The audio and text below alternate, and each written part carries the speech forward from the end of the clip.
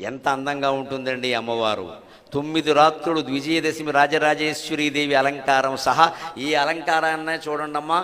అంతటా ఆయుధాలు ఉండొచ్చు, రకరకాలుగా ఉండొచ్చు, మొహంలో మాత్రం చిరునవ్వే ఉంటుందమ్మా.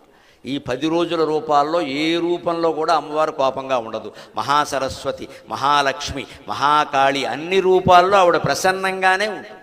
అందున కనకదుర్గ చాలా చిత్రంగా ఉంటుందండి. కనుము చిత్రమదియే, కనుము చిత్రమదియే, గాండ్రించు పులి మీద కనుము చిత్రమదియే, గాండ్రించు పులి మీద కరుణ కాలి మీద కాలు మోపే. లలితాదేవికి వాహనం సింహం అయితే బెజవాడ కనకదుర్గాదేవికి వాహనం పులి. ఆ పులి మీద కనకదుర్గ కూర్చున్న చిత్రం ఉంటుంది చూడండి, ఎంత అందంగా. అసలు ఇలా కాలు మీద కాలేసుకుని నిలబెట్టి కనుము చిత్రమదియే, గాండ్రించు పులి మీద కరుణ కాలి మీద కాలు మోపే. కింద గాండ్రించే పులి, పైన కరుణ కలిగిన అమ్మవారు. ఇది నా భారతీయత, ఇది నా హిందూ ధర్మం. నువ్వు ప్రపంచమంతటి మీద కరుణ కలిగి ఉంటే ప్రపంచమంతట్లో నేనున్నా, నాలోనే ప్రపంచం ఉంది, ఆత్మవత్ సర్వభూతాన్ని అని భావించగలిగితే పులి నీకు వశం అవుతుందయా. దాని మీద నువ్వు చిరునవ్వులు చిందించగలుగుతావు. నువ్వు కోపాన్ని తెచ్చుకుంటే, కక్షలు పెట్టుకుంటే ఎవ్వరూ నీకు వశం కాదు.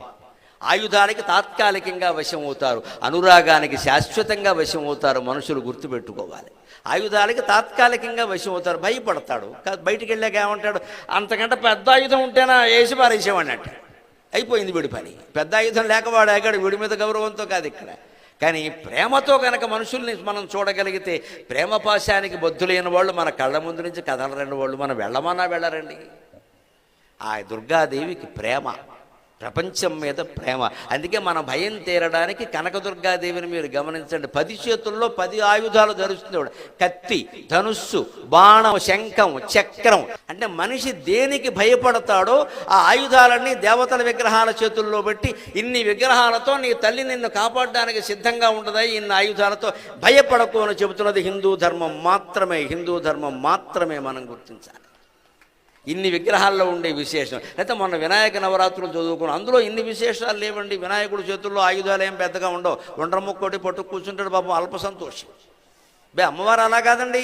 నీకే ఆపద వచ్చినా నేను సిద్ధంగా. ఎవడరా బాణం వేసేది, నా దగ్గర బాణం ఉంది. ఎవడరా కత్తి విసిరేది, నా దగ్గర కత్తి ఉందా, ఇక్కడ కూర్చో అని మనకు అభయం ఇస్తోంది. దాన్నే చూసి నేను ఇష్టదైవం కావ్యంలో అమ్మవారి కరుణ మీద పద్యం వెళ్ళాను. కనుము చిత్రమదియే, గాండ్రించు పులి మీద కరుణ కాలి మీద కాలు మోపే. కరుణ చూచెనేని కనక దుర్గాదేవి, కరుణ చూచెనేని కనక దుర్గాదేవి, విశ్వమెల్ల నీకు విజయవాటి. కరుణ చూచెనేని కనక దుర్గాదేవి, విశ్వమెల్ల నీకు విజయవాటి. విజయవాడ, విజయవాటి తేడా వెళ్ళదండి.